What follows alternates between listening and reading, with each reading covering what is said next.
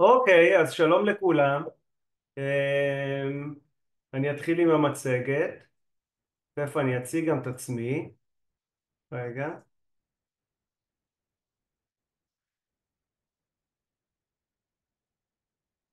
אוקיי. אנחנו בעצם מתחילים את המצגת. המצגת תהיה מחולקת לשני חלקים. חלק ראשון שלי על פסיכולוגיה בהשקעות, 10 הדיברות על פסיכולוגיה בהשקעות, והחלק השני סקירה של שוק ההון, כולל שאלות ותשובות. ככה כמה מילים עליי, למי שלא מכיר.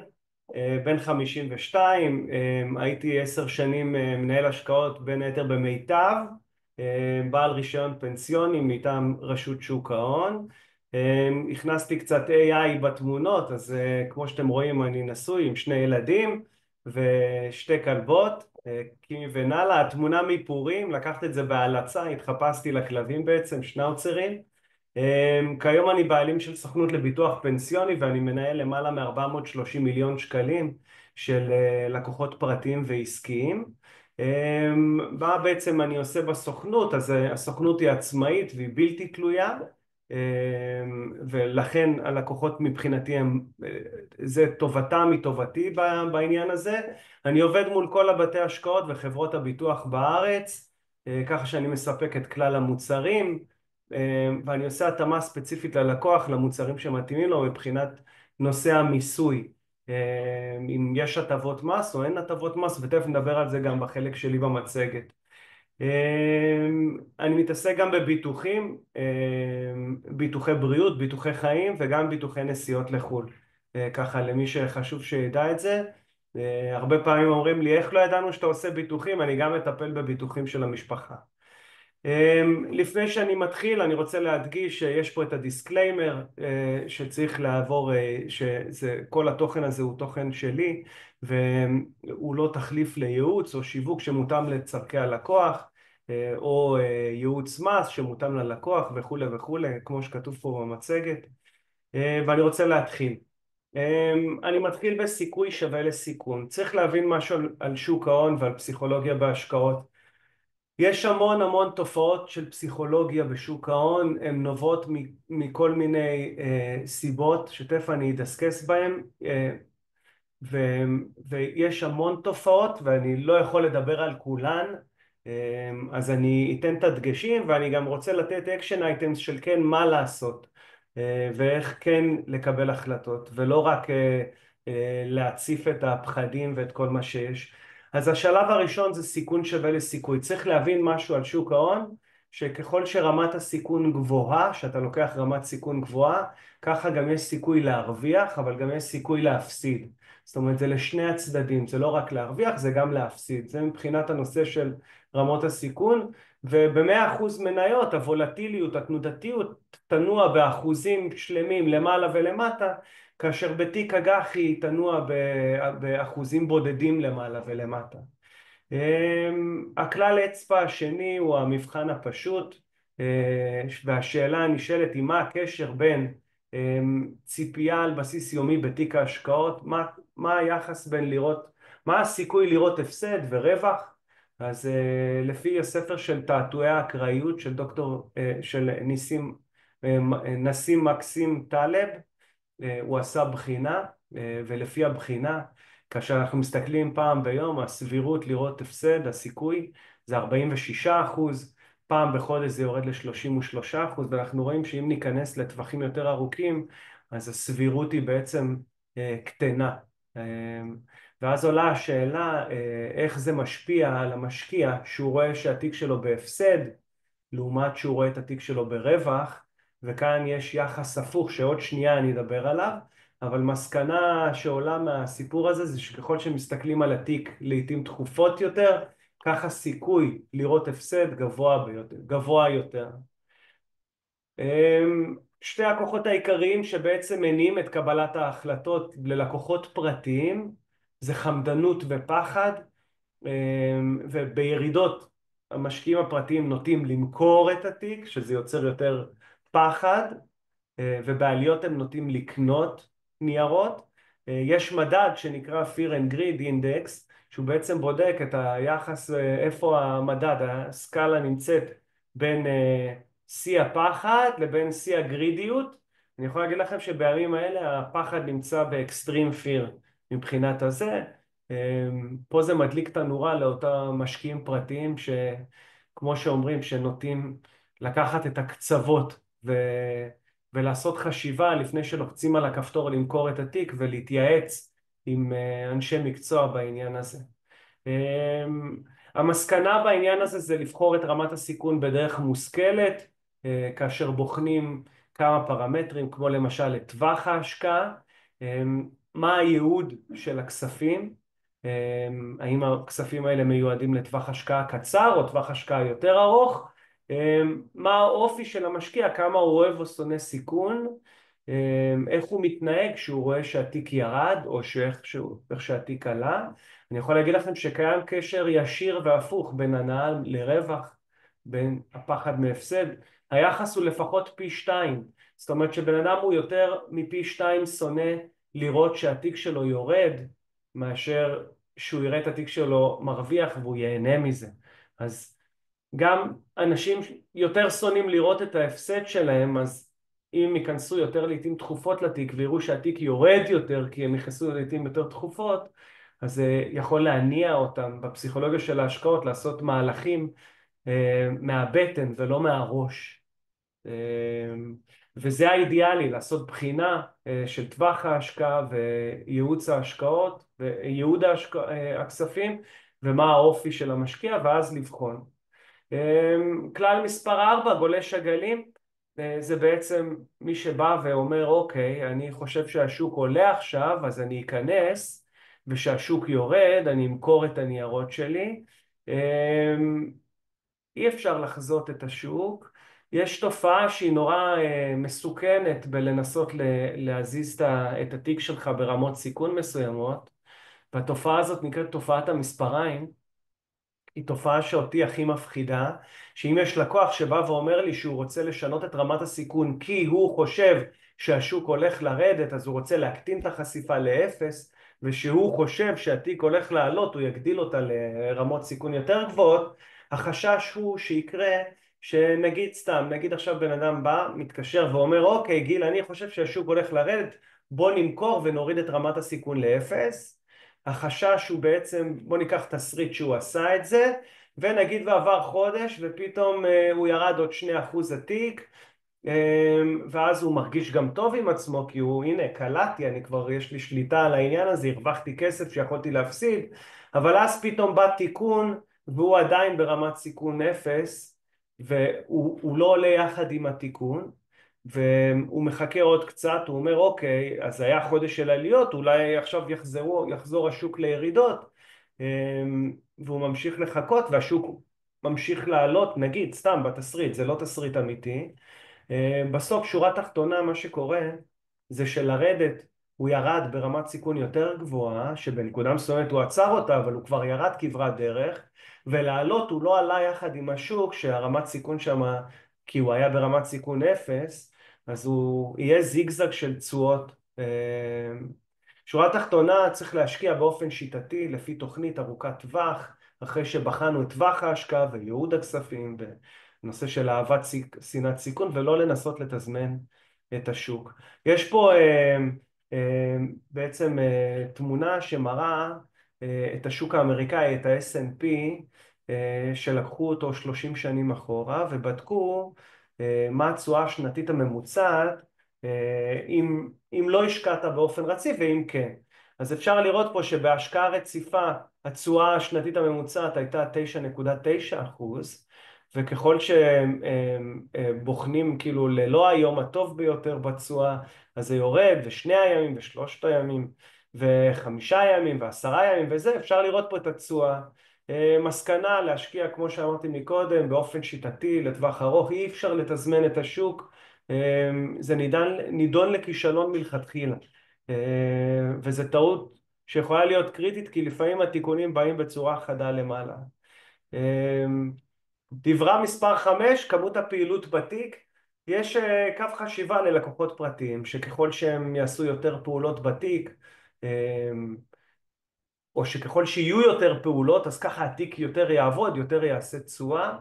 אני יכול להגיד לכם שמי שמרוויח אם עושים יותר פעילות בתיק, זה הבנקים בעמלות קנייה ומכירה.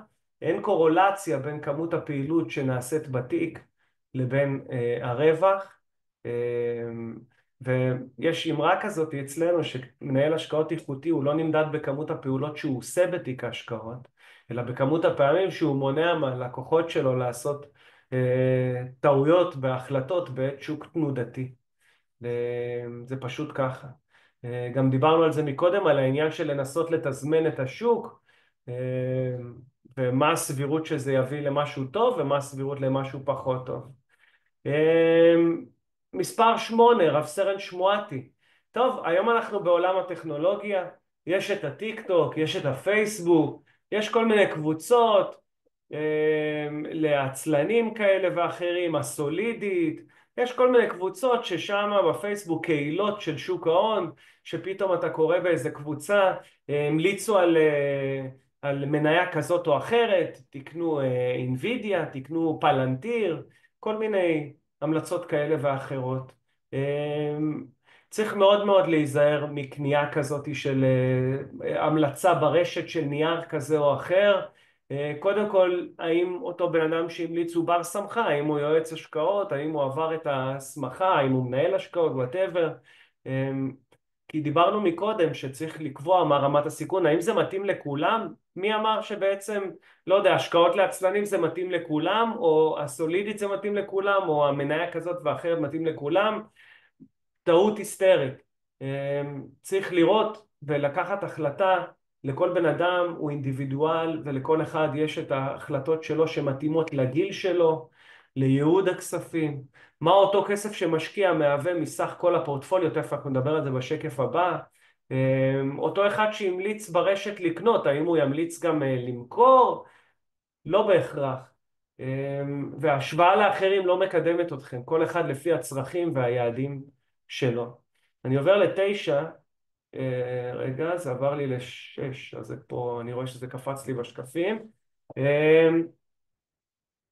סוגי הפיזור, אז יש כל מיני סוגים של פיזור ב, שעושים פיזור, שזה דרך אגב אחד הדברים שכן צריך לעשות שמנהלים תיק השקעות, זה פיזור. הפיזור הוא יכול להיות פיזור גיאוגרפי, בין אם זה ישראל, ארצות הברית. אגב, זה עונה על מקודם, על העניין של טיק טוק וכאלה, שההמלצה להיכנס ל-S&P, אז מי שמכיר אותי יודע שאני לא בעד לקחת דברים לנישה. אם כבר אז עושים איזו חלוקה כזאת או אחרת, צריך להסתכל על העוגה מלמעלה. אז לחלק, לעשות פיזור גיאוגרפי, ישראל, אירופה, ארצות הברית וכו'. חלוקה גם בפיזור גיאוגרפי בין מדינות מתפתחות למפותחות. יש גם פיזור סקטוריאלי, כמה לשבת בפארמה, בטכנולוגיה, בבנקאות, בביטוח. לעשות פיזור בין חברות בהשקעות, סחורות, חשיפה למטבע, אג"ח. לא לשים את כל הביצים בסל אחד, זה משהו שהוא מאוד חשוב לדעת. העניין הבא הוא מדבר על ריבית דריבית. טוב, פה נכנס איינשטיין לתמונה, הוא המציא את העניין הזה, את המושג הזה, את המונח שנקרא ריבית דריבית. מה שאנחנו רואים פה זה בעצם אפקט שקורה, כמו כדור של שלג, נדמה את זה לכדור של שלג, שאם נגיד סתם בן אדם שם 1,000 שקלים ואחרי זה כבר 1,100, זה עלה ל-1,100, אז אחרי שנה זה עולה, על ה-1,100 הם עולים. זאת אומרת, זה אפקט שנקרא ריבית דריבית, זה כמו כדור של שלג שמתגלגל, ואפשר לראות פה יחסיות, תוך כמה שנים, המודל הזה מצד שמאל עם המספרים, הוא מראה תוך כמה שנים להכפלת ההון. מי שיושב למשל בפק"ם, לצורך העניין, סביב בין 4 ל-5%, אז אפשר לראות שעד שהוא יכפיל את הכסף ייקח בין 14 ל-18 שנים. תשואה שנתית ממוצעת של 7%, שזה בדרך כלל במסלול כללי, עזבו את זה ששנה האחרונה הוא עשה סביב ה-11 צפונה, אז 7% שזה תשואה שנתית ממוצעת, 7-8%, אז תוך 10 שנים אתה בא ומכפיל את הכסף. וריבית דריבית זה בעצם הפלא השמיני בתבל, ומי שמבין את זה מרוויח, ומי שלא משלם, זה איינשטיין אמר.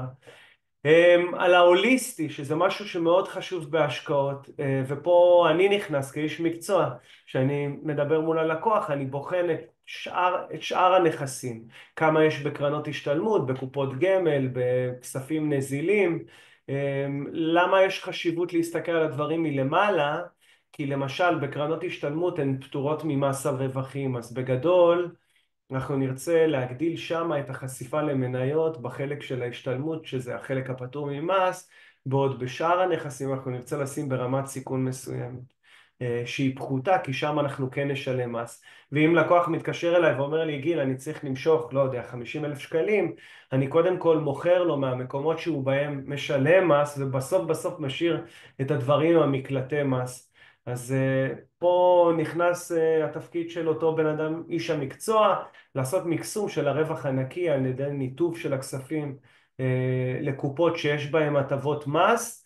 אנחנו מכירים את זה בפוליסות חיסכון 125(ד), מי שנולד לפני שנת 48, כאן אני דואג ללקוחות לעשות באופן אישי את המכירה הרעיונית כל שנה כדי לנצל את ההטבות מס. תיקון 190, למי שזה רלוונטי, גם כאן אני נכנס לזה בהעברה בין דורית, את היתרונות של זה. זה בדיוק התפקיד של איש מקצוע לעומת לקוח פרטי, שהוא לפעמים לא רואה את התמונה בזווית העליונה, הוא מסתכל מלמטה. טוב, הכלל האחרון זה מזל טוב, הוא אף פעם לא מזיק, הוא אף פעם לא מזיק כשהוא מגיע. אני רוצה לעשות סיכום בעצם על החלק שלי. דיברנו פה על כל מיני טעויות בהשקעות או חשיבה, על עדריות, על ניסיון לתזמן, על פחד וחמדנות, על אשליית שליטה שאנשים חושבים שהם שולטים בשוק. יש עוד המון דוגמאות, למשל קבלת החלטות מתוך לחץ, התעלמות ממס, בעת מכירה. יש המון דברים, אני פשוט לא יכול להרחיב על זה, זה ייקח לי הרבה זמן. רציתי ככה לגעת בנקודות, מה כן נכון לעשות. אז פה הוספתי שקף של מה כן צריך לעשות. אז ההמלצה למשקיע הפרטי היא בעצם לבדוק קודם כל את טווח ההשקעה, מה הייעוד של הכספים, כמה הוא אוהב או שונא סיכון. כמובן כל הדברים האלה זה יחד עם איש מקצוע שזה בדיוק התפקיד שלו, ואז בונים ומתכננים אסטרטגיית השקעה לפי טווח ההשקעה וייעוד הכספים, ועושים את הפיזור בהתאם. ויש לי מבחן שאני קורא לו המבחן הטיפש מבחינתי, זה האם הלקוח נמצא ברמת סיכון שמתאימה לו, זה כמה טוב הוא ישן בלילה. האם הלקוח הוא לחוץ מההשקעה שלו, מהתנודתיות שהוא רואה בתיק, אז זה לא אומר שהוא נמצא, אז זה כן אומר שהוא נמצא ברמת סיכון שגבוהה בשבילו, ושהוא צריך להיות ברמת סיכון יותר נמוכה, כי, כי זה לא אמור להיות ככה. בן אדם שנכנס ברמת סיכון מסוימת, הוא צריך להיות ברמת סיכון שמתאימה לו ולהיות רגוע לטווח ארוך, ולא להילחץ לא מירידות ולא מעליות, כי הוא בחן כבר את טווח ההשקעה. ובטווח השקעה ארוך אנחנו רואים שהשוק עושה תשואות, צריך רק אורך רוח, וצריך שהרמת סיכון תתאים לאותו לקוח באופן אישי. אני רוצה להזמין את רובר ישראל. רובר ישראל, הוא מנהל מחלקת אג"ח ישראל בהראל חברה לביטוח. היי רובר, מה שלומך? היי, ערב טוב, מה נשמע? ערב טוב לכולם. בסדר. אנחנו נתחיל את המצגת שלך עוד רגע, שנייה.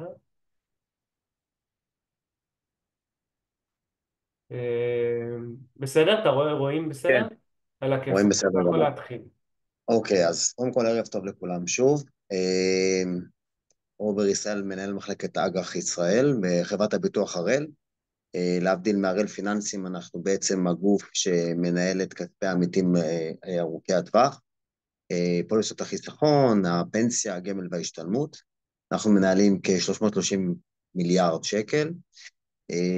אני בחברה זה 19 שנה, אז זה השנה ה-19, ובעברי הייתי גם מול הלקוחות הפרטיים במערכת הבנקאית בבנק דיסקונט. בעצם אני הולך לדבר, בעצם לחבר את הדברים שנאמרו קודם, בעצם לעובדות עצמם, מה קרה בשווקים, חלק מהתובנות שהוצגו בעצם מאוד מתחברות לאיך שאנחנו רואים את ניהול ההשקעות, ואיך גם בפועל הדברים קרו. אז נתחיל מהדבר שכרגע לפחות בפוקוס, זה שווקי המניות. אה, בעצם לקחתי את שנת 2024, אבל אם מחברים את 2023, אז השווקים היו גם אז בשנה של עלייה מאוד יפה. אבל אפשר לראות בעצם מה קורה שהעסק מתחיל קצת להתערער.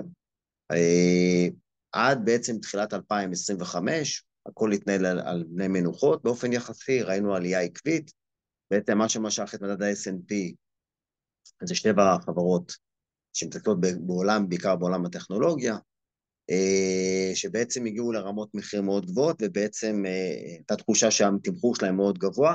אחד הדברים שדחף לעליות שווי האלה היו בעיקר טעמי ציבור, גם כלל עולמיים, אגב, לא רק בישראל. אני מזכיר שבישראל החשיפה ל-S&P התחילה בעיקר בתחילת 2023, שבעצם הרפורמה, או העניין של הרפורמה המשפטית התחילה לבוא לידי ביטוי, והיו תחושות שמשהו בשוק הישראלי לא קורה טוב, ואז בעצם התחילו לחפש מוצרים אלטרנטיביים להשקעות בחו"ל, ואז הרבה מאוד מהציבור הכיר לראשונה את ה-S&P, כי זה היה מוצר מדף המון, והוא לא היה כזה מסלול גדול, ובעצם נוצר מצב שהתזמון, הוא היה תזמון מקרי במקרה הזה, כי אף אחד לא שיער שהשוק יעשה 50% בשנתיים, אז בעצם ראינו כניסה של משקיעים לשם ביתר סט, ואגב, זו תופעה שהייתה כלל עולמית. זאת אומרת, כולם הלכו לכיוון ה-S&P. מה שמאוד גם יצר מצב שה-S&P היה די יציב, זה התנהגות של הדולר.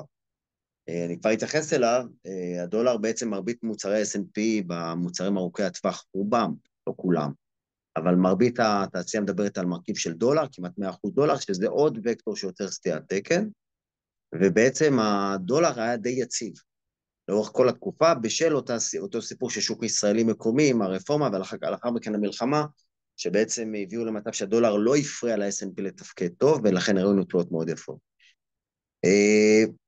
התחילו כמה דברים קצת לזעזע את ה-S&P, בעיקר התחושה שהתמחור מאוד גבוה, דיבור על הסיני וכדומה, עוד כל מיני דברים, ואז ראינו דבר מאוד יפה, השוק האירופאי עלה. אפשר לראות שהגרף הצהוב, מדבר על השוק האירופאי, זה מדד המניות הגדולות באירופה, אפשר לראות שהוא תפקד יחסית הפוך ל-S&P במשך חודש כמעט.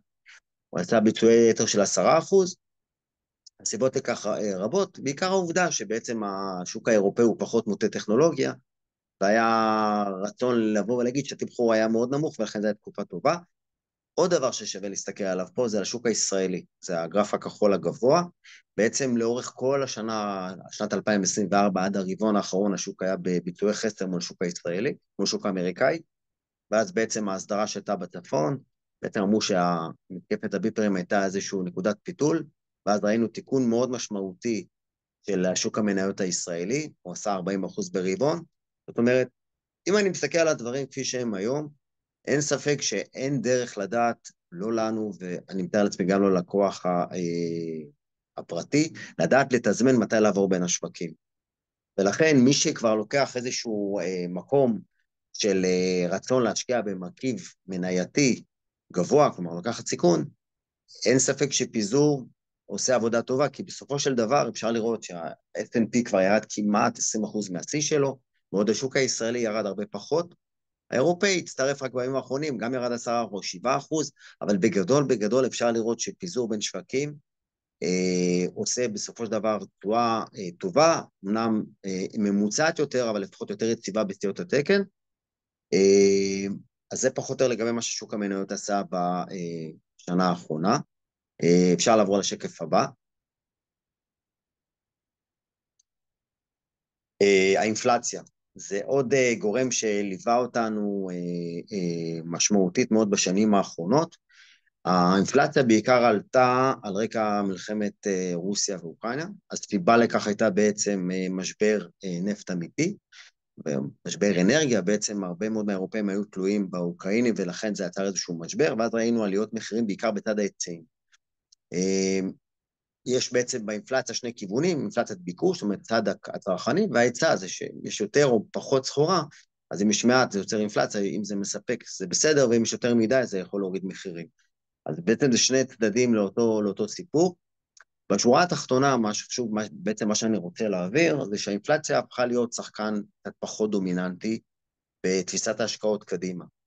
כלומר, גם אגב, גם שהיו עליות של אינפלציה, בעצם האינפלציה אנחנו רואים פה זה אינפלציה אחורה. כלומר, בישראל ראינו בסביבת אינפלציה של מעל 3% בשנים האחרונות, אפילו בנקודות מסוימות יותר גבוהות, אבל בסופו של דבר האינפלציה קדימה היא זאת שקובעת, וכרגע עומדת על בערך 2%, ובעולם סביב 2-3. זה אומר שבעצם השווקים מצפים לכך שגם עם נושא המכסים שאני כבר אדבר עליו, שם יש בעצם שני דעות חלוקות לאיזה כיוון זה ילך ומה המשקול לכל כיוון. בגדול, האינפלציה ששיחקה תפקיד מאוד חשוב ולחצה את השווקים בשלב מסוים למטה, ראינו את זה ב-22, והביאה לעליית ריבית. אני מזכיר שהיינו עד 2022, 2023, היינו בסביבת ריבית מאוד נמוכה. אני יודע שבתעשייה הייתה נטייה לקחת מוצרים פנסיוניים, ולקחת בגינם הלוואות ולמנף. זה, בעצם הריבית הייתה כל כך זולה, זה הביא לעלייה במחירי הדיור. זאת אומרת, סביבת ריבית נמוכה, מביאה למצב שבו יש הרבה מאוד בועות שקורות, ובעצם האינפלציה שעלתה ובאה בעצם ממקור לא ישראלי מקומי, הביאה לסיטואציה שכל הריביות בעולם עלו. אנחנו לא יכולים להיות אדישים בעצם שהריביות בעולם עולות, כי אז המטבע שלנו מאוד נחלש, וזו אחת הסיבות שגם אנחנו בעצם מעלים ריבית. אנחנו בעצם די תלויים מה שקורה בעולם, אבל, שקף הבא בבקשה,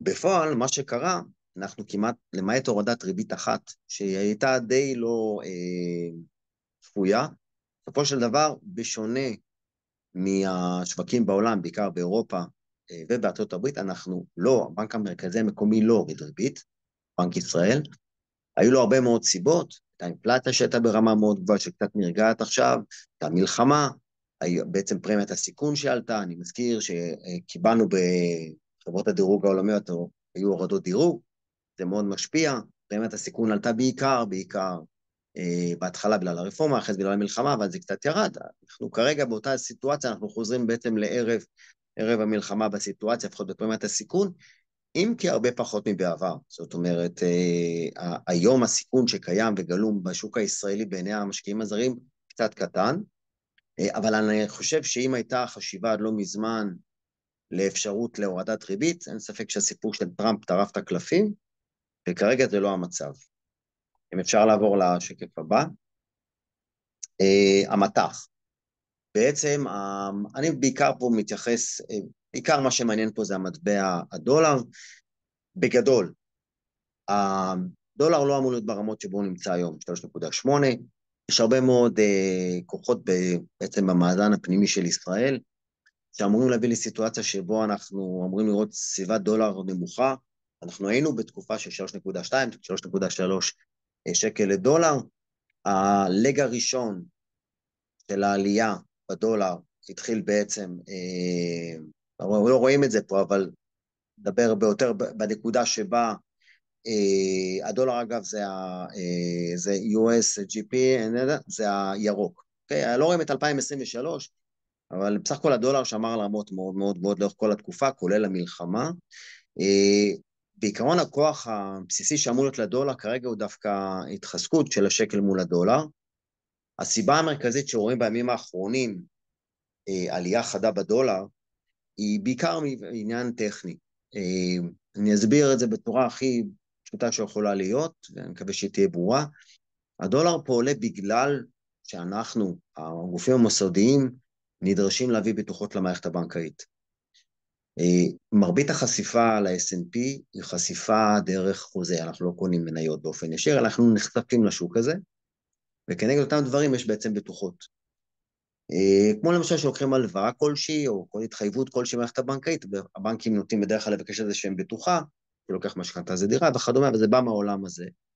וכאשר בעצם השווקים, ראינו ירידה חדה מאוד של שוק אמריקאי, כבר 12%, ורואים עצבנות מאוד גדולה, אז בעצם אנחנו נדרשים, המוסדים, להביא בטוחות, והבטוחות האלה הן דולריות.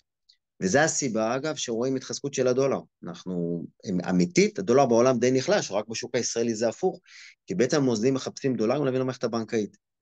כל עוד השווקים, בעיקר השוק האמריקאי, ימשיך להיות עצבני, סטיות התקן שלו יעלו, מדד הפחד יעלה, ואני גם אראה שכמו שאמר גיל, זה דבר שעלה בסך הכל בתקופה האחרונה, אנחנו נראה דולר ברמות גבוהות. כאשר נקרא לזה הדבר הכלכלי הוא שהדולר עומד ברמות הרבה יותר נמוכות. כרגע זה ממתן חלק מהירידות שרואים באותם מוצרים דולריים. אני מזכיר, אני קצת מחבר אתכם למה שקרה בעצם ביולי 2024, הושקו הרבה מאוד מוצרים סחירים בעולם הפנסיוני, אבל מה שמשותף לכולם ורובם זה שרובם היו הוניים, כלומר הרבה מאוד מסלולים מוטי הון, מסלולים שמדברים מתחתים עם הנסדק, עם ה-S&P, עם עוקבי מדדים גמיש, וכל מיני מוצרים שהם מרכיב השכיר שלהם גבוה.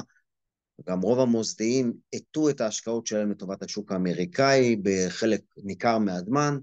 בעצם היום רוב הדיונים שקיימים בגופים מוסדיים זה כמה ישראל מול ארצות הברית וכמה אירופה מול ארצות הברית. מה שכן, אנחנו בנקודת זמן נוכחית היום נמצאים במשקל יתר קל לארצות הברית ואירופה, ישראל יחסית סביב ה-34% היום, כאשר אנחנו בעצם חשופים במשקל חסר לאסיה, בעיקר סין ויפן.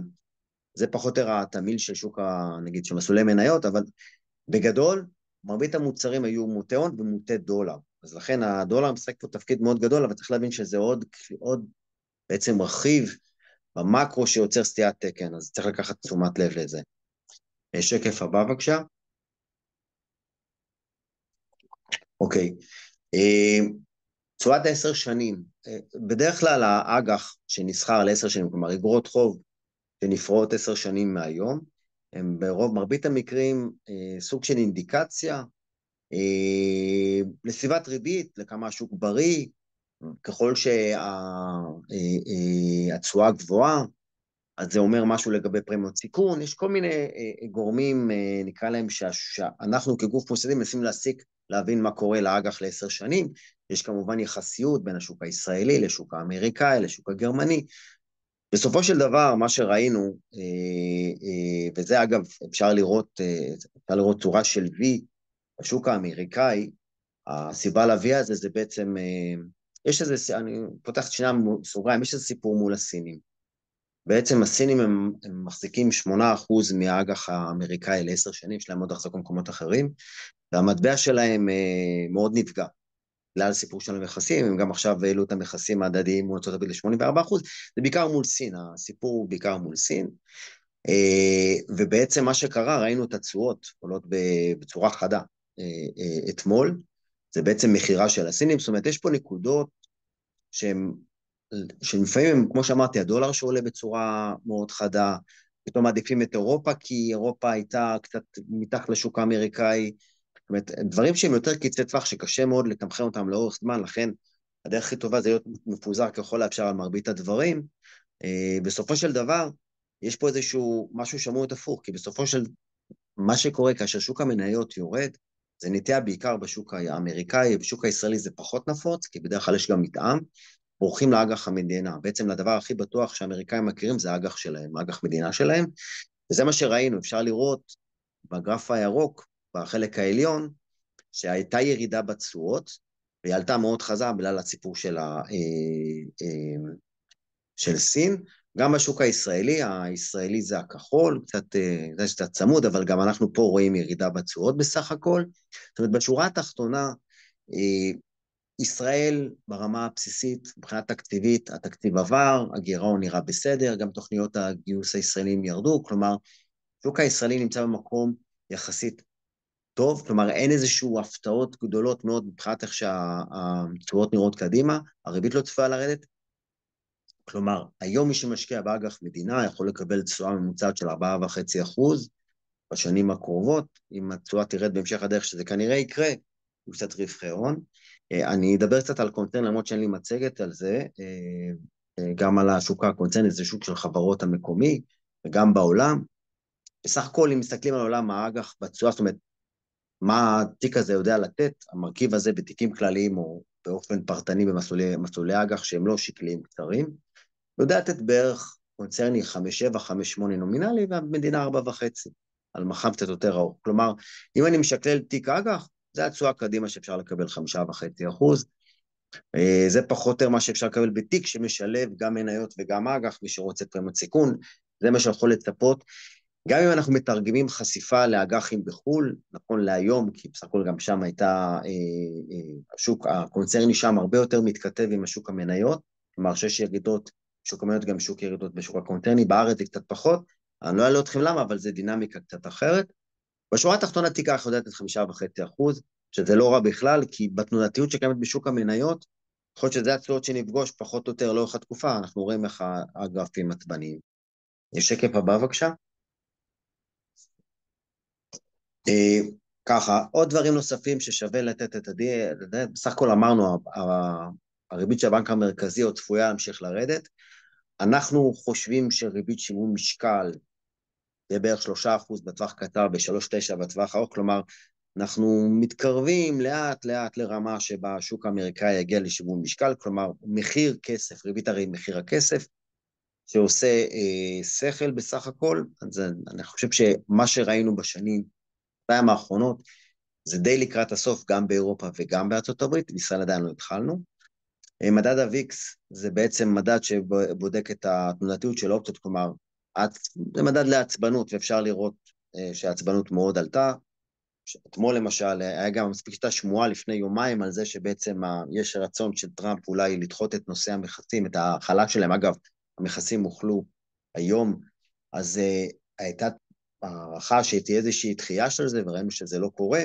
השוק בהתחלה הגיב בחיוב על 4%, ואז ראו ואז יצא בעצם הכחשה של הוועדה שזה לא קיים, והשוק ירד 2%, זה לא שוק בריא, בטוח לא ברמה היומית, זאת אומרת, אין ספק שאנחנו נכנסים לתוך תקופה מאוד תנודתית. עוד דבר שהוא אינדיקטור, לפחות ראשוני, זה מחיר חביות הנפט, אנחנו רואים שהגיעו לרמה של $57, זה אומר שני דברים, זה אומר שזה אינדיקציה, ובעצם זה החשש הכי גדול בעולם למיתון, כלומר, נושא המכסים יביא למצב שבו שני דברים יקרו, וזה אפשר, אתה יכול רק לשים אותי בשקף הבא, שקף השני, זה שאחריו, בדיוק. אז בעצם המכסים האלה, אני אסביר את הרצון, ואז אני אחבר את זה לתחושה של המיתון, לפחות מה שנראה קדימה. בעצם מה שטראמפ בא ואומר, יש לי איזשהו מאזן סחר עם כל מדינה בעולם. ובא בעצם במאזן הזה, אני רוצה לדעת שאני ממוסה על ידי מכסים, כמו שאני ממסה אותם.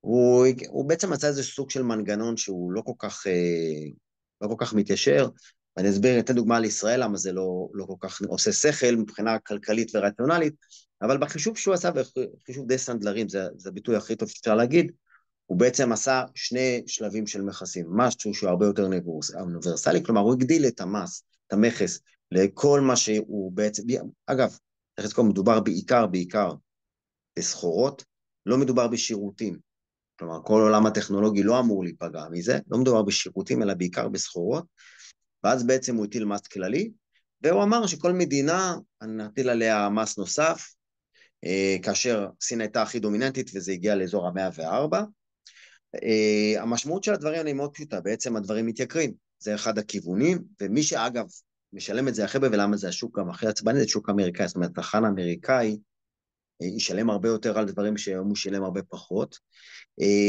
למשל על ישראל, למה זה כזה מעוות? בעצם ישראל היא יצואנית של יהלומים, יש לה גם, מדבר על הקטע של סחורות, ובעצם כמעט ואין הרבה חומרי גלם שאנחנו מביאים מארצות הברית, אבל מה שכן, מה שלא נמדד, בעצם אומרים, אנחנו יותר, אתם בעצם ממסים אותנו יותר מה שאנחנו ממסים אתכם, ולכן אני באופן גורף מעלה לכם ב-17%, אבל זה לא כולל בעצם את אותו סבסוד בתחום הביטחון, שבו אנחנו קונים כסף אמריקאי וקונים מהם בעצם את הסחורה בתחום הביטחוני. אז זה לא מודד את זה, זאת אומרת, יש פה כל מיני התאמות שצריכים לעשות, הוא גם בעצם, ולא פחות חשוב, הוא ביטל את הפטור ממכסים על יבוא אישי, שזה גם, זה גם בעצם אישו מאוד מרכזי, זאת אומרת, כמו כל האמזון וכדומה, בעצם אתה תשלם יותר מס על הדברים האלה, כל האירוע הזה בעצם מביא לסיטואציה שנראה בעצם עליית מחירים בחלק מהמוצרים, בחלק מהדברים, ואם לא תהיה עליית מחירים, בעצם תחושת המיתון, כלומר, תחושת האושר שבאה עם עליות בשווקים, ובכלל, גם לפעמים, כמו שאמר, לפעמים זה לא באמת כלכלי, זה יותר עניין של תחושה, יש תחושה של היסגרות בקטע של הוצאת כספים. אפשר נתחיל לראות יותר ויותר צמצום של השקעות בעולם, כי זה הדבר השני שמשפיע. אני לא יודע היום אם יש חברה בעולם שיודעת בוודאות אם זה נכון עבורה לפתוח מפעל או להעביר מפעל, כי זה בעצם המטרה של טראמפ, הוא רוצה להחזיר הרבה מאוד מפעלים של חברות אמריקאיות חזרה לארצות הברית, שזה כמובן מאוד ייקר את הייצור, זה יביא לעלייה במחירים. כל האירוע הזה בעצם יביא לסיטואציה שבה אי הוודאות בקבלת החלטות כלכליות תרד, ואי ודאות כזאת בהיעדר צמיחה והיעדר השקעות מביאה בעצם בסופו של דבר למיתון. וזה הסיבה שרואים את הנפט במחירים מאוד נמוכים, זה הסיבה גם שראינו שהתשואות ירדו. כל הסיפור הזה מביא לסיטואציה שטראמפ קצת מטרלל את העולם, ולא פחות חשוב, הוא מגדיל אי ודאות, גם אם הוא עכשיו, כי זה בסך הכל ברוב המקרים זה די יכול להיות פתיר, גם אם עכשיו הוא יבוא וידבר עם כל מדינה, כמו שהוא עשה עם ביבי, הביא אותו, ביבי אמר נוריד את המכסים וכדומה, גם בסופו של דבר אם זה יקרה והוא יביא להסכמה עם לא מעט מדינות על איזשהו איזון בנושא המכסים, האי-ודאות תמשיך להיות איתנו בשנה הקרובה, איך שאני מתרגם את הדברים, כי אתה לא יודע מאיפה זה יבוא. טראמפ גם מאוד מאוד אוהב את הסיפור הזה של לצייץ הרבה, זאת אומרת, אנחנו נכנסים לתקופה עם אי-ודאות מאוד מאוד גדולה. לכן, בסופו של דבר, אנחנו מניחים שבעולם האג"ח נראה, שוב, למעט מקרים נקודתיים, נראה בסך הכל לא צפויה להיות איזושהי העלאת תשואות משמעותית. יכול מאוד שכמה מדינות פה בעצם הדירוג שלהם ייפגע. לכן, שוב, הנושא של הפיזור לדעתי הוא ביתר סט נכון בתקופה כזאת, בין אם הפיזור הוא על שווקי מניות, בין אם הפיזור הוא על מניות ואג"ח. זה פחות או יותר. השלכות של מקרו לצעדי מקרו, זה השקף האחרון. שוב, זה יפגע בצמיחה, למרות של הבנקים, שוב, גם אם יהיה מיתון, תהיה אפשרות, בעיקר גם שוק לבנק הישראלי וגם מהבנק האמריקאי, עוד מקומות, תחמושת מה שלא היה לפני כמה שנים, להוריד את הריבית ואז קצת לעודד את הצמיחה. שוב, האינפלציה וזיווק הנקודה, שני כוחות, יש עליית מחירים בארצות הברית, אבל בסופו של דבר מחירי הנפט וכל הסיפור של צמיחה די ימתן אחד את השני, ובסופו של דבר, בואו נגדיר את זה ככה, כל טראמפ באירוע הזה, אנחנו לא נראה שווקים רגועים. אז זה בגדול הדברים שליוו אותנו בשנה האחרונה וקדימה. אוקיי. זהו. טוב, אנחנו נעבור לשאלות שקיבלתי מבעוד מועד. אז שאלה ראשונה, לדעתך, מה עדיף, מניות או אג"ח? מה עדיף עכשיו? או במילים אחרות, איך אתם בהראל רואים את החלוקה הנכונה בין מניות לאג"ח ל-2025? אוקיי. אמ, בעצם אני אלך קצת אחורה, נסביר דינמיקה ובעצם אבולוציה שאתה בא, נדבר כרגע ברמת מסלולים כלליים, כדי שנוכל לחבר את הדיון למשהו ממוצע. אני הולך ממש קצת אחורה, קורונה, רוב התעשייה הייתה סביב 38% מניות, 40% מניות, זה פחות או יותר המרכיב ההוני שליווה את כל המסלולים הכלליים. בעצם מהקורונה היה איזשהו טוויסט בעלילה, וראינו גידול הולך והדרגתי על פני השנים של מרכיב ההוני. כלומר, היום מרבית המסלולים הכלליים בתעשייה מדברים על רמות של מניות, בין אם מניות שכירות ובין אם מניות לא שכירות, כלומר כל מיני השקעות אלטרנטיביות או מניות לא שכירות. היינו סוף 2024 סביב ה-55% מהמסלולים הכלליים, התחלנו את 2025 עם אזור ה-60. בוא נגדיר את זה ככה, שאני משער לעצמי שהממוצע שיהיה על פני השנה יהיה סביב ה-55%.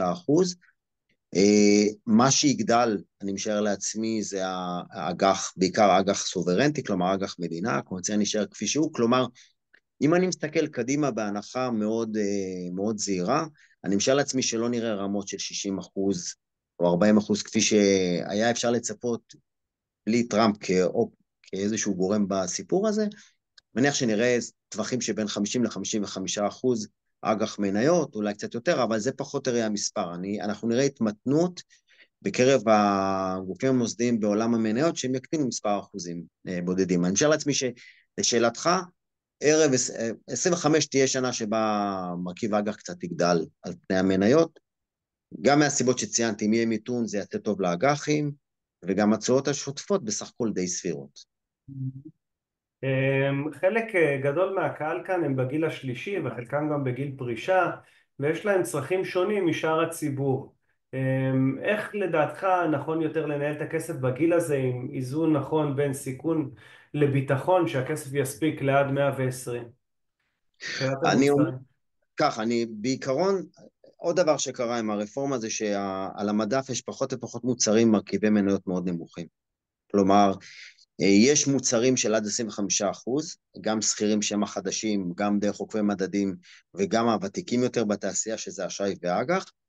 אלה תיקים שבהם המרכיב ההוני הוא 25%, שנראה לי תמיד קלאסי, וגם הרגולטור בעצם בתפיסה שלו שאפשר את המסלולים האלה, לפתוח אותם זה הרמה שנראית לו רמה. זאת אומרת, זה המוצר הבא לפני שיש רק האג"ח. כלומר, עולם שהיה לפני הרפורמה, שבו היה גם 10% ו-20% נעלם. כלומר, יש רק 25% או לא. אני אומר שוב, אני מרגיש מאוד נוח עם אג"ח, ולכן תיק שיש בו מרכיב של 25%, כי אגב, מסלולי גילי 60 ומעלה, שהם גם פחות או יותר מדברים על הגיל השלישי, הם עדיין קצת במרכיב עוני גבוה, אני מדבר איתך על 35 עד 42%, בתעשייה, זה מאוד משתנה, אז מי שקצת מהגיל השלישי קצת אוהב יותר פלפל, זה יכול להתאים לו, יש את זה ברוב המוצרים, אבל מוצרי 25% שקיימים אגב רק בהשתלמות ובפוליסות החיסכון, הוא כלי טוב, כי בסופו של דבר הכלי הבא אחריו זה אשראי, או אג"ח שכיר. אג"ח שכיר זה מסלול שהושק ברפורמה, יש 3 גופים, 4 גופים שמנהלים אותו, כל אחד לקח אותו למקום אחר, אנחנו ספציפית לקח אותו לשוק אג"ח קונצרני, הראל אגב מסורתית, עם הטיה ברורה לטובת החוב של החברות על פני חוב ממשלתי, אנחנו בעצם, יש לנו מחלקות אנליזה מאוד גדולות בעולם הזה, לכן יש לנו הטיה ללכת לעולם הזה, באג"ח קונצרני אמרתי סביב 5-7-6% תשואה נומינלית, כל שילוב אחר מקטין בערך ב1% את התשואה השוטפת, כלומר, שילוב של מסלול 25% עם 60 או 60 עם אשראי, זה מסלולים שמתאימים יותר לגיל השישי, אבל באמת היום על המדף יש פחות ופחות מוצרים שנותנים מענה לצורך הזה. אוקיי. אני יכול להגיד לך מהניסיון שלי, שבדרך כלל לקוחות בגילאי ה-70, 75, אז הם מסתכלים על המוצרים שלהם יותר להעברה הבין-דורית, יותר לדור הבא. אז תחת הראייה הזאת, אז הם לא נכנסים לדפנסיביות שהם הולכים להשתמש בכסף ואז כאילו להקטין את רמת הסיכון, אלא הם כבר מסתכלים על הסשן הבא.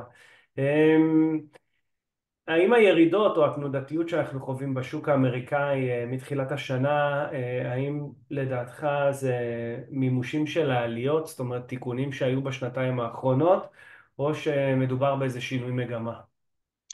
אה, קודם כל, הסיפור של המכסים הוא משבר אמיתי ולא חשש למשבר.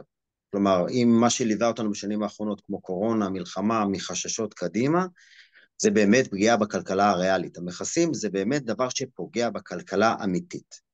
מה שראינו בעצם בירידות, קרוב ל-20% מצטברות בנאסד"ק, אפילו קצת יותר, הם בעצם סוג של התאמה של השווים של החברות לתקופה אחרת.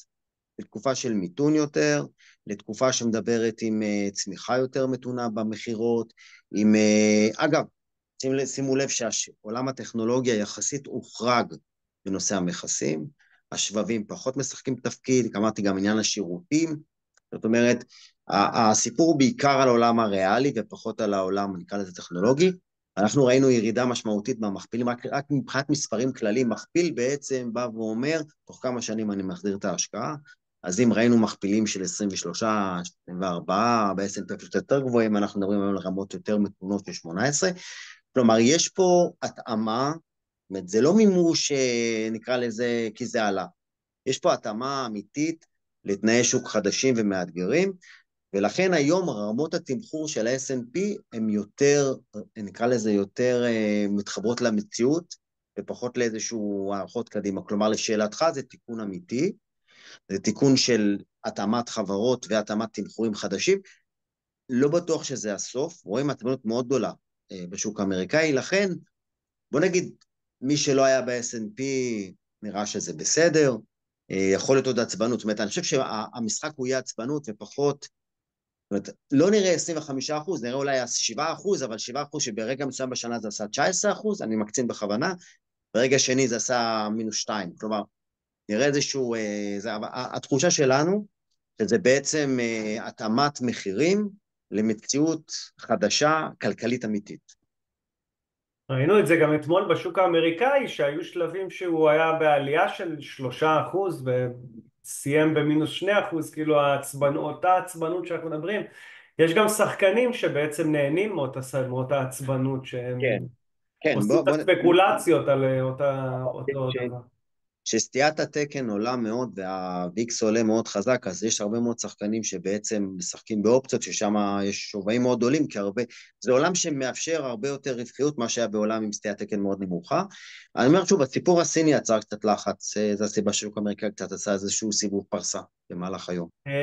בוא נדבר קצת על סקטורים, כאילו סקטור הטכנולוגיה שהוא חוטף הכי הרבה בתנודתיות הזאת, אז האם יש סקטורים שהם לדעתכם כן יעשו תשואה חיובית? בדרך כלל בתקופות כאלה יש סקטורים שהם יותר שמרנים, חברות הקמעונאות, אולי חברות ביטחוניות בארץ.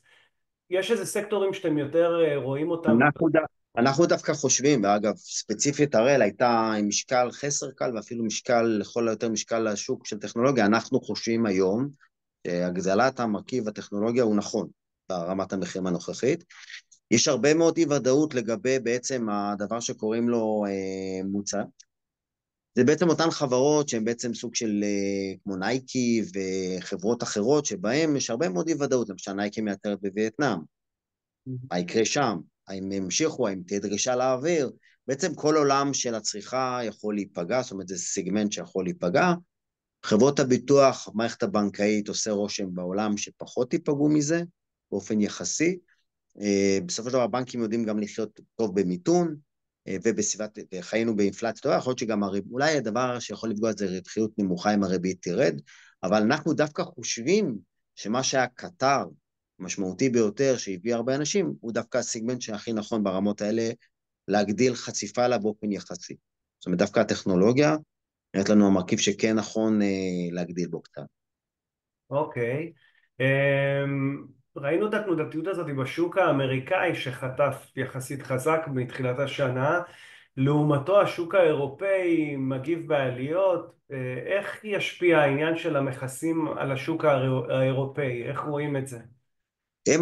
הם הראשונים שאמורים להיפגע, כי בסך הכל יש להם יחס מול ארצות הברית כזה שהם ייפגעו מזה באופן ישיר, אבל אני חושב שזה לא הסיפור הסופי, כי בשונה אולי מסין, מול האירופאים יש אינטראקציה, דווקא הבריטים פחות נפגעים מזה, יש אינטראקציה, יש על מה לדבר, אני מניח שנמצא מציאות יותר נוחה לשני השווקים. רגע, אני שכחתי משהו, מה שאלת החלק הראשון של השאלה שלך הייתה לגבי אירופה? על זה שהשוק האירופאי בעצם מתחילת השנה עשה תשואות חיוביות כאילו בהתחלה אמרתי, שלו. זה בעיקר היה מהסיבה הפשוטה. השוק האירופאי היה, אגב, האירופאי לאורך שנים מתומחם מתחת לשוק האמריקאי, מבחינת מכפילים. הסיבה לכך זה שהמרכיב הטכנולוגיה בשוק האירופאי הוא נמוך דרמטית. אם חברות הטכנולוגיה מהוות כ-40% ממדד ה-S&P, ומדדי השווקים האירופאים מהווים 7%. אז הם היו סוג של safe haven לתמחורים מאוד מאוד גבוהים לטכנולוגיה. זאת אומרת, אגב, זה עשה שכל לעבור לשם, הייתה מגמה, אגב, עולמית לכיוון הזה. אגב, עוד דבר אחד שהרבה מאוד עשו, זה עשו השקעה ב-equal weight, מדדי equal weight ב-S&P, כלומר, מה שהם עשו, יש מדדים ב-S&P שבעצם נותנים משקל זה לכל הסקטורים, ואז בעצם המשקל היחסי של הטכנולוגיה הנמוך יותר, וגם זה היה עוד טרנד שהלכו אליו. אני חושב שהשוק האירופאי ייפגע, אבל קצת פחות, הסיפור הוא סין בעיקר, זה הסיפור הגדול. אוקיי. מה הדעה שלכם לגבי השקעות בנושא כמו סחורות כמו זהב או נפט? אנחנו לא מבצעים חשיפה, אנחנו אבל בעצם, כחלק מההגנה בטח, לא? כחלק... לא. אני אגיד לך, ממש אגב, לא. עוד דבר שמאוד, סקטור האנרגיה, סליחה, דיברת על סקטור משנייה, חוזרת לשאלה, שכחתי להגיד, סקטור האנרגיה כן נפגע, רואים את זה בשווי המניות בתחום נכון. האנרגיה, כאלה שמדברות עם הנפט. שוב, גם זה יכול בסופו של דבר, אם קצת העסק של המכסים יירגע, קצת להתקן, אבל בגדול, סקטור האנרגיה נראה כרגע סקטור שקצת צריך ללכת ממנו, הוא יכול לייצר הזדמנות בהמשך הדרך, גם בעולם האג"ח, גם בעולם המניות. אני אומר שוב, בגדול, אני חושב שההשפעה תהיה על האמריקאים לפני הכל. האירופאים אחריהם, ישראל פחות. ישראל, אני מניח שגם בישראל הדברים יסתדרו. אני עדיין, אני מתנצל, אני לא זוכר את החלק הראשון עוד פעם, זה בורח לי כל פעם מהראש. מה מה, על שש... מה אתה מדבר? מה ששאלת עכשיו. עכשיו שאלתי על זהב. אוקיי, סחורות, כן, סליחה. אנחנו לא מבצעים השקעה כלשהי, בין אם בנגזרת או כהגנה על סחורות, בכלל, אין לנו חשיפה לנפט או לכל סחורה אחרת. אנחנו לא שם, הרי לא מבצעת עסקאות בעולם הזה. אוקיי. מה הדעה על קריפטו? על המטבעות הדיגיטליים? גם אנחנו לא, אין לנו איזושהי דעה, כי אנחנו לא בעולם הזה. לא אנחנו בעולם, בעולם... זה ספקולטיבי לך לגמרי. כן, המטבעות שוב, הדיגיטליים. תראה, יש קורולציות שלפעמים הפוכות, לפעמים באותו כיוון, זה דבר, מוצר עם סטיית תקן מאוד גדולה, זה פחות מתאים. אנחנו חושבים, פחות מתאים לעולם פנסיוני ארוך טווח. שאלה אחרונה שקיבלתי פה, אלא אם כן יהיו פה עוד שאלות, זה כמה לדעתך צפויים לעשות תשואה במסלול הכללי, בפוליסות חיסכון ב-2025? כמובן שאין הבטחה של תשואה, אבל כאילו, תן לא, איזה סקריפט, תחזית, אתה יודע. בוא נניח, תראה, התחלנו את השנה בהנחה שהשווקים יעשו... תראה, נתת נתון מאוד מעניין ל-S&P, אנחנו מכירים אותו טוב, אמרת 9.9 על פני השנים.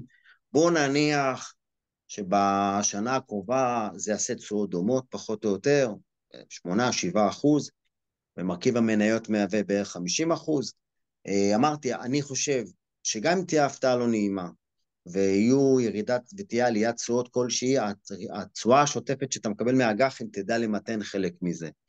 אז בוא נניח על תיק פשוט, הכי פשוט שיכול להיות נגיד 50-50, אז אני משער שנראה תשואה מצרפית שתנוע בין 4.5% ל-7.5%, יכולה להיות קצת פחות, אחוז לכל כיוון, אבל זה פחות או מה שאפשר לצפות מתיק כללי.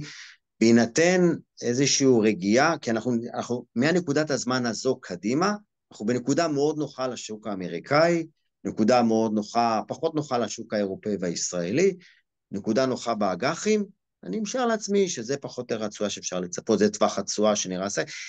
אני משער שתהיה תשואה חיובית למסלולים הכלליים, זה הדבר הכי, נגיד, הוגני שיכול להיות, אבל בגלל סיפור האג"חים שהמרכיב שלהם קצת יגדל.